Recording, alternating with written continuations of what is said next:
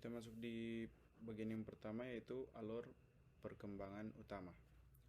Pada tahun 1982, kejayaan minyak telah berakhir. Mulai di tahun itu, harga minyak terus-menerus merosot sepanjang sisa dasawarsa pada waktu itu. Indonesia menghadapi ekonomi yang bertolak belakang dengan periode sebelumnya. Muncul lagi masalah lama, yaitu defisit ganda. Nah, apa itu defisit? Defisit adalah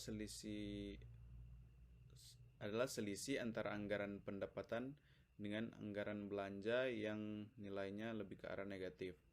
Nah, defisit ganda yaitu suatu kondisi defisit di dalam neraca transaksi yang berjalan dan yang terjadi bersamaan dengan defisit anggaran pendapatan dan belanja negara atau APBN. Di bagian ini dijelaskan bahwa pemerintah mengambil dua langkah-langkah dalam dua gelombang. Yang pertama adalah gelombang pertama. Pemerintah menitik beratkan pada pengamanan kondisi ekonomi makro dengan munculnya tekanan pada neraca pembayaran dan neraca pembayaran dan anggaran negara. Dan yang kedua, gelombang kedua dipicu oleh anjloknya harga minyak ke titik yang paling rendah pada tahun 1986. Kedua gelombang ini, dan terutama gelombang yang kedua, yang anjloknya harga minyak, merupakan upaya habis-habisan atau all out untuk memacu ekspor non-migas atau minyak dan gas dan kegiatan ekonomi non-migas lainnya. Nah, langkah-langkah itu berhasil membawa Indonesia melewati masa kritis dan kemudian memposisikannya pada jalur pertumbuhan baru, pertumbuhan yang mengandalkan pada ekspor yang bukan minyak dan gas dan tidak kalah dinamisnya dibandingkan pertumbuhan sebelumnya. Indonesia disebut-sebut sebagai macan Asia pada masa itu karena pertumbuhan ekonomi yang sangat cepat dan melampaui pertumbuhan ekonomi negara-negara lainnya. Dan krisis keuangan Asia pada tahun 1997 mengakibatkan kerusakan dan kemunduran perekonomian di Indonesia. Kita masuk di bagian current issue.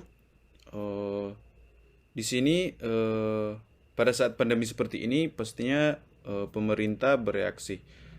Pemerintah di sini membuat program pemulihan ekonomi Indonesia atau disebut dengan PEN. Saya ambil contoh di bagian UMKM. Pemerintah memberi bantuan kredit dengan memberikan kredit dengan berbunga rendah dan menyiapkan berbagai program agar UMKM kembali pada bisnisnya. Salah satunya kebijakan restrukturisasi dan subsidi bunga rendah. Sekian dari bagian saya. Terima kasih.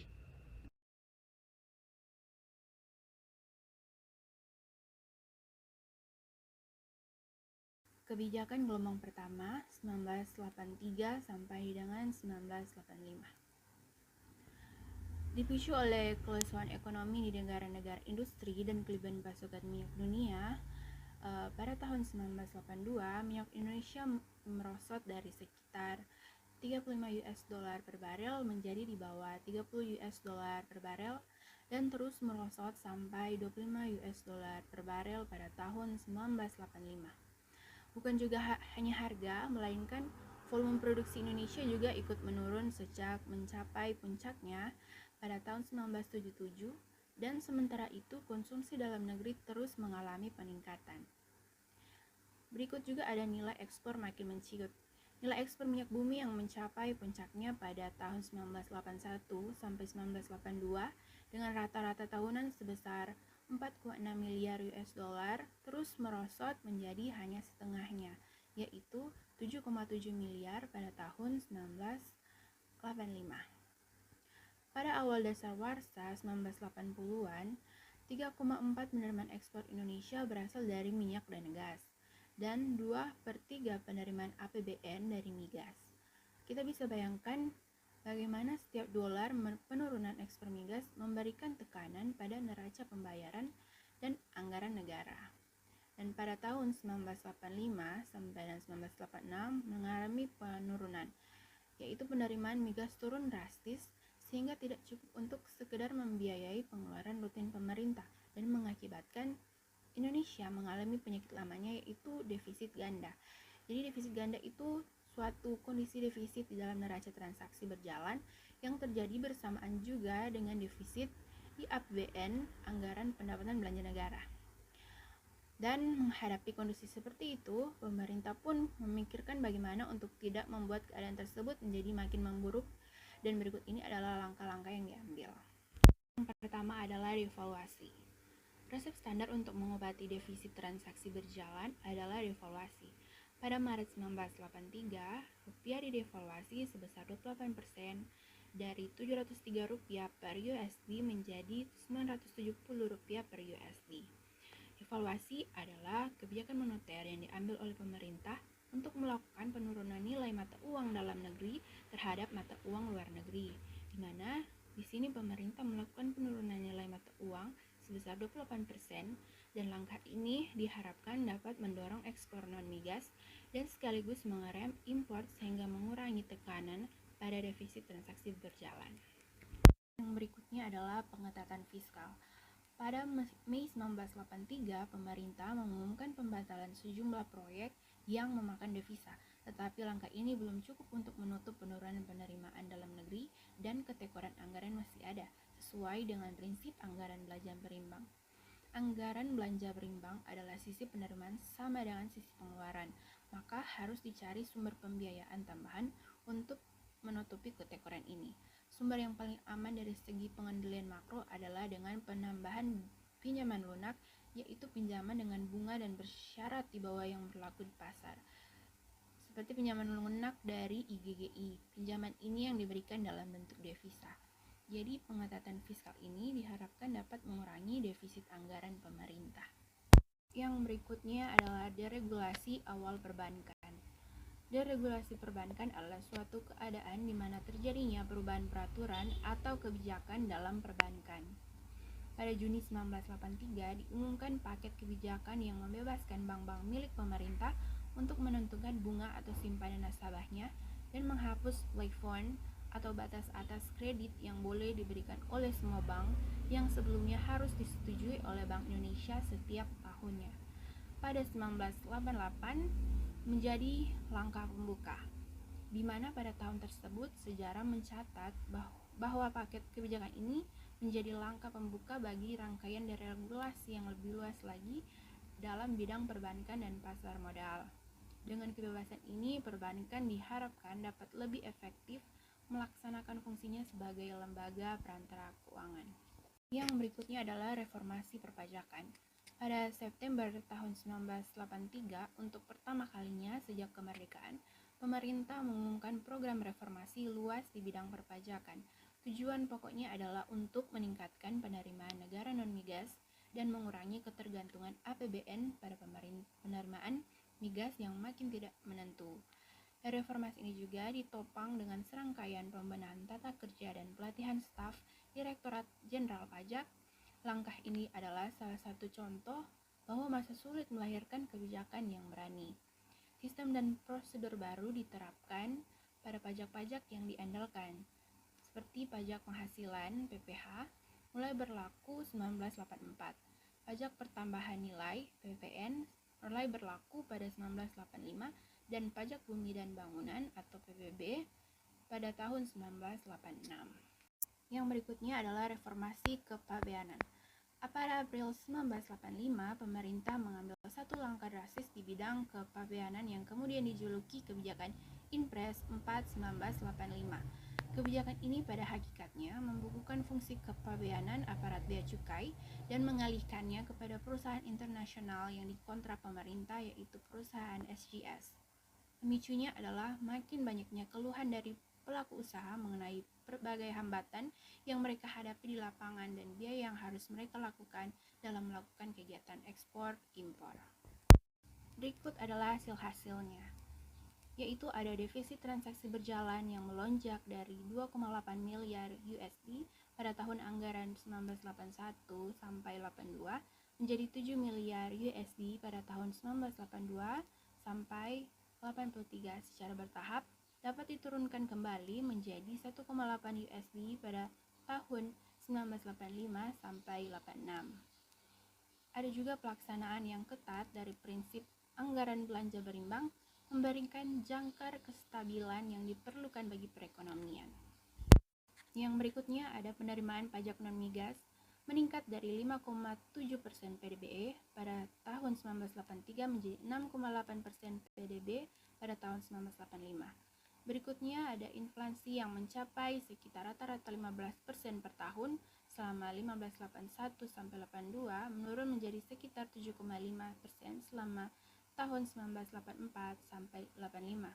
Berikutnya, perbankan juga memberikan respons sangat cepat pada paket Juni. Aset perbankan atau terutama dari kredit pada nasabah menjadi 2 kali dari 10,9 triliun rupiah pada 1982 dan menjadi 21, triliun rupiah pada tahun 1985. Yang berikut ini adalah current issues. Dalam rangka menjaga keberlangsungan fiskal untuk kesejahteraan masyarakat, terutama di tengah pandemi, pemerintah mengambil kesempatan dari kondisi tersebut dengan menerbitkan SAN dalam valuta asing atau global bonds pada bulan April 2020 sebesar 4,3 miliar USD sebagai strategi pembiayaan APBN 2020 untuk menopang pembiayaan akibat adanya pandemi COVID-19.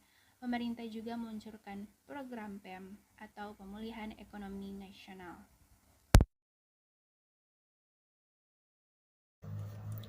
Jadi, pada tahun 1986 terjadi perkembangan penting yang mendorong pemerintah untuk mengambil langkah-langkah lanjutan yang mendasar. Dan pada tahun itu, harga minyak merosot lagi dengan tajam. Dan ini menimbulkan tekanan baru pada keseimbangan makro yang sedang dalam proses penyembuhan. Dan masalah keseimbangan makro kembali menyita perhatian para pengambil kebijakan, sementara sasaran jangka menengah belum terjangkau. Dalam jangka pendek, sasaran utamanya adalah secepatnya mengembalikan keseimbangan makro. Sedangkan dalam jangka menengah, sasaran utamanya ada 3, yaitu yang pertama memacu ekspor non-migas untuk menggantikan ekspor migas sebagai pemasok devisa dan motor penggerak utama ekonomi nasional. Dan yang kedua, meningkatkan penerimaan negara atau pajak non-migas untuk menggantikan penerimaan migas sebagai penopang utama APBN. Dan yang ketiga, meningkatkan peran sektor keuangan untuk mendukung dunia usaha sebagai penggerak pertumbuhan ekonomi nasional. Selama beberapa tahun, mulai tahun 1986, serangkaian langkah penting diambil untuk menjawab tantangan-tantangan tersebut. Dan berikut ini garis besar kronologinya. Yang pertama yaitu devaluasi lagi. Pada September tahun 1986, rupiah didevaluasi lagi sebesar 31% dan tujuannya adalah mengerem pelebaran defisit transaksi berjalan. Dan kali ini, langkah ini disertai dengan perubahan sistem kurs. Dari semula, sistem kurs tetap yang hanya berubah kalau ada devaluasi, menjadi sistem kurs mengambang terkendali yang membiarkan kurs bergerak dalam batas-batas yang dijaga oleh Bank Sentral. Kedua, yaitu pengetatan fiskal lagi.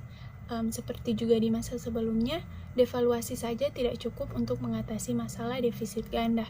Penyesuaian harus dilakukan pula pada APBN, tapi kali ini dengan skala yang lebih besar. APBN tahun 1986 atau 87 sampai dengan 1988 atau 89 merupakan anggaran yang sangat ketat.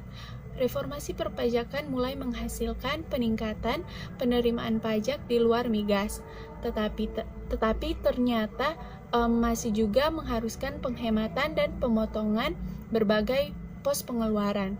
Tetapi langkah penghematan ini belum cukup.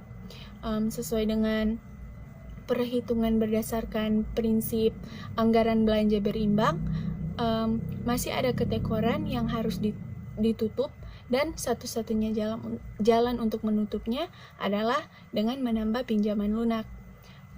Konsekuensinya dalam jangka menengah adalah bahwa APBN makin tergantung pada pinjaman luar negeri.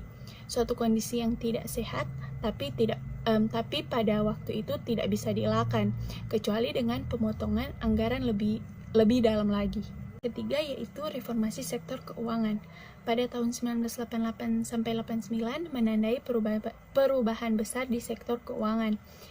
Pada Oktober 1988, pemerintah mengumumkan paket kebijakan yang merupakan kelanjutan dan perluasan paket Juni 1983. Sisa-sisa aturan lama yang memasung kompetisi di sektor perbankan dihapus.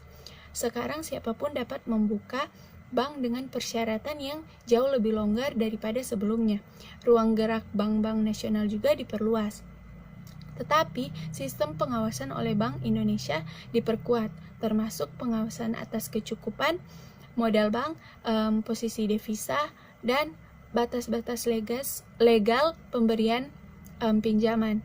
Singkat kata, perbankan Indonesia dan sistem pengawasannya diupayakan untuk ditingkatkan ke standar modern yang berlaku di negara-negara lain.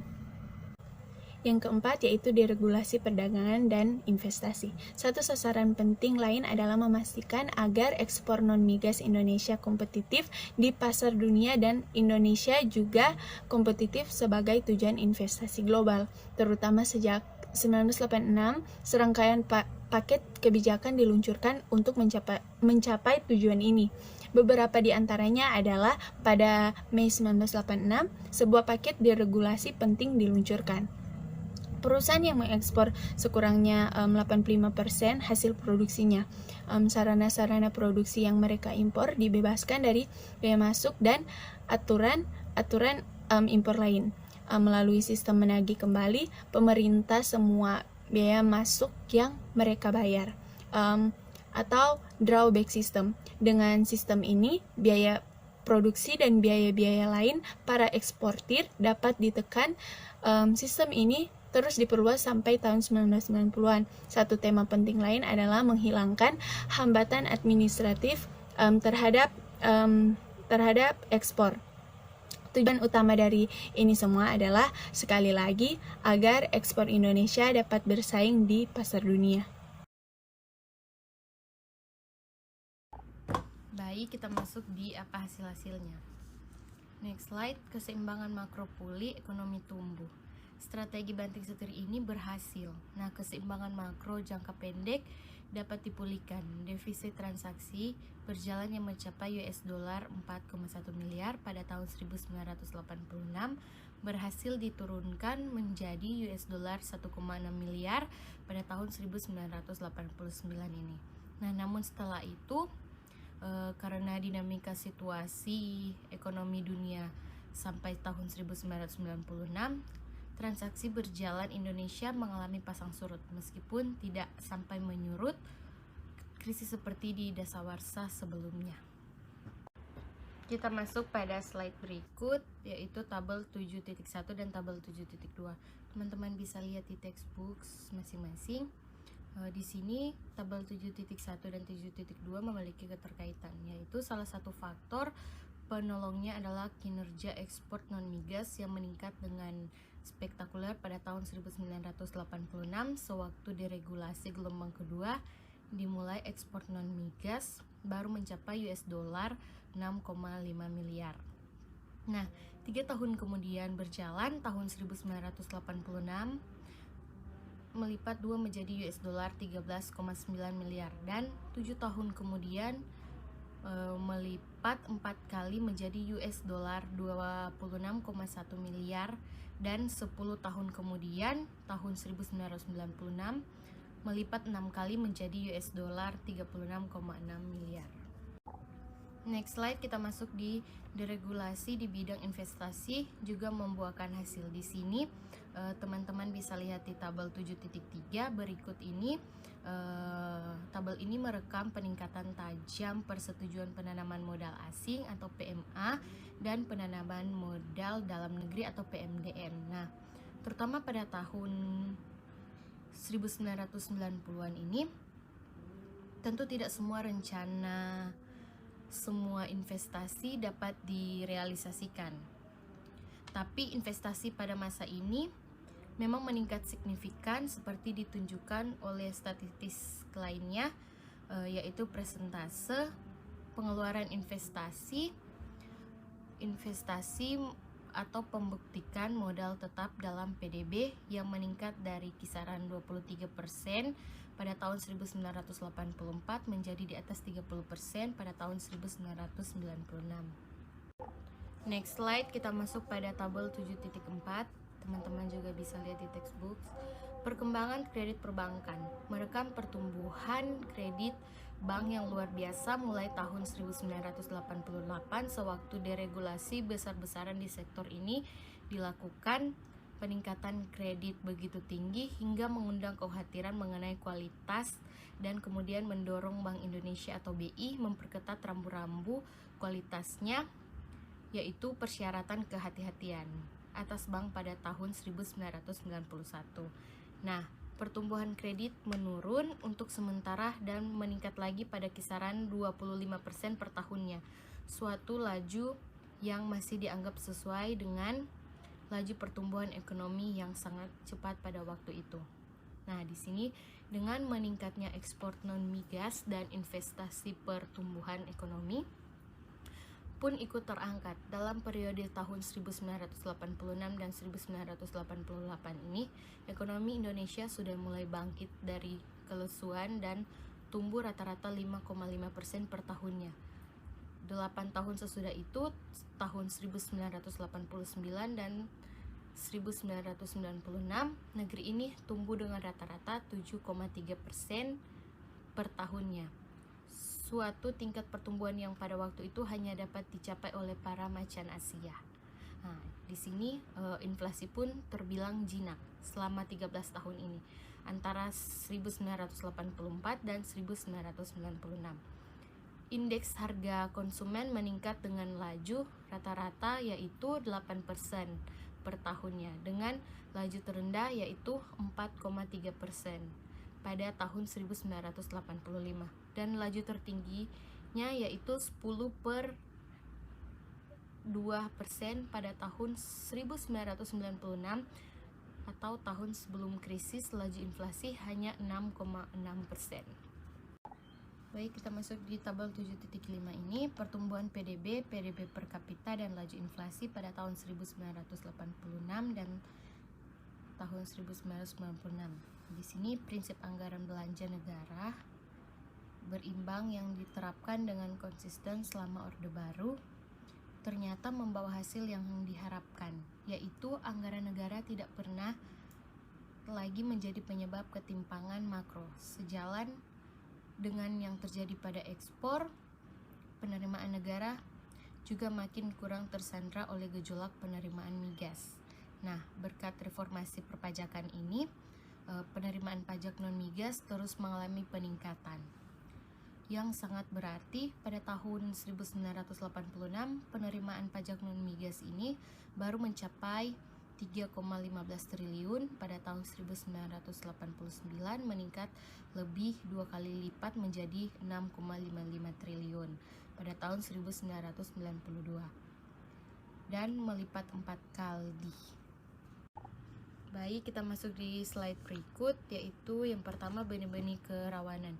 Ya, di sini di tengah suasana pesta yang meriah, kita sering tidak peka terhadap tanda-tanda bahaya akan datang. Itulah tamsil yang barangkali cocok untuk menggambarkan suasana pada tahun 1996 sampai tahun 1997 sebelum Indonesia terjerat dalam krisis yang terberat sejak tahun 1960-an. Yang kedua, bablas di gelombang ekonomi. Ini di suatu sektor, katakan properti atau pasar saham, terjadi apabila pelakunya karena dipicu oleh keuntungan yang mudah didapat selama beberapa tahun. Oleh sebab itu, menjadi antusias sehingga langkah-langkahnya mengabaikan perhitungan ekonomis yang rasional. Dan yang ketiga, yang terakhir, governance lemah, yaitu perkembangan sektor keuangan khususnya perbankan yang sangat pesat menutupi berbagai kelemahan sektor ini. Bank-bank baru dengan modal minimal dan kemampuan para pengelolanya yang minimal pula sangat menjamur.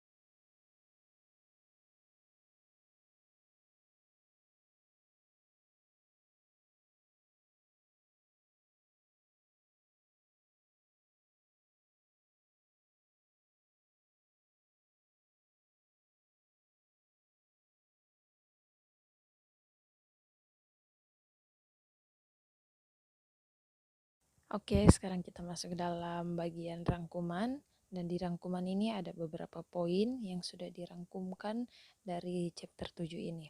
Yang pertama yaitu ada masalah defisit ganda, defisit APBN, dan defisit transaksi berjalan. Defisit-defisit tersebut itu membengkak dan harus segera diatasi dengan kebijakan makro yang diperlukan agar tidak lepas kendali.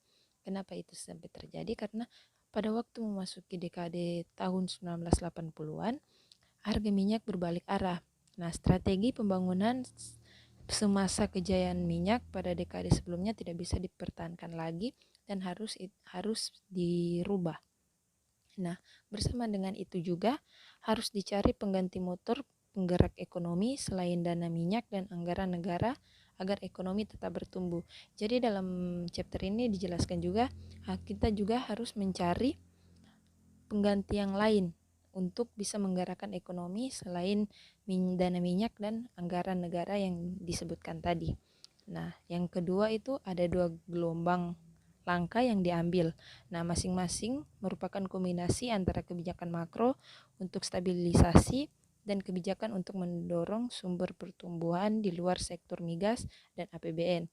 Nah, gelombang yang pertama itu pada tahun 1983 sampai tahun 1985. Nah, yang gelombang yang kedua ada dari tahun 1986 sampai tahun 1996. Nah, pada gelombang yang pertama ini mencakup kebijakan stabilisasi seperti devaluasi, pengetatan pengeluaran, dan peningkatan penerimaan APBN atau pemotongan anggaran, penangguhan proyek-proyek besar, dan memakan devisa, reformasi perpajakan, dan kepabeanan. Nah, kebijakan untuk mendorong pertumbuhan mencakup berbagai deregulasi seperti perbankan, perdagangan, dan investasi. Nah, pada gelombang yang kedua itu mencakup lanjutan kebijakan dan stabilisasi atau devaluasi kedua, pengetatan fiskal lagi, negosiasi dengan IGGI untuk mendapatkan pinjaman lunak yang lebih besar. Sedangkan kebijakan untuk mendorong pertumbuhan mencakup deregulasi yang lebih luas lagi dalam bidang keuangan, perdagangan, dan investasi. Nah, pada poin yang berikutnya yaitu adalah defisit ganda dapat dikendalikan dalam batas-batas yang aman. Seperti yang sudah dijelaskan, hasilnya sangat mengesankan. Defisit ganda dapat dikendalikan dalam batas-batas aman dan stabilisasi makro secara umum terjaga. Tapi yang paling mengesankan adalah terjadinya pergeseran struktural yang mendasar, ketergantungan APBN, dan transaksi berjalan pada minyak bumi berkurang drastis. Nah, transaksi berjalan pada minyak bumi berkurang drastis, itu sumber pertumbuhan ekonomi juga bergeser ke ekspor non-migas. Dan sumber pembiayaan investasi bergeser ke sumber-sumber luar anggaran pemerintah seperti perbankan, pasar modal, serta PMA dan PMDN. Nah, yang poin berikut, resiko baru dari bidang keuangan. Tetapi dari semua rangkuman ini terjadi deregulasi atau all out di bidang keuangan. Dan itu juga bisa membawa benih-benih baru sehingga menjadi resiko dan timbulnya gelembung atau bubbles dan tertinggalnya governance. Keduanya ikut memperparah dampak krisis yang sedang menunggu di masa depan. Nah, jadi